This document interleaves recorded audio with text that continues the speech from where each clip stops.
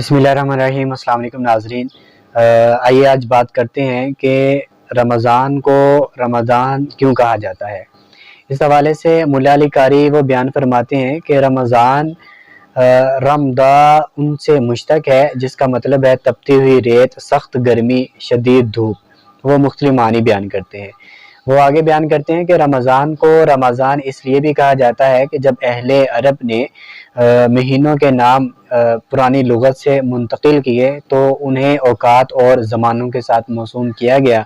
तो इत्फाक से उन दिनों सख्त गर्मी और धूप थी, तो ये रमज़ान का महीना उन दिनों में आया, तो फिर इसे रमज़ान का नाम दिया गया।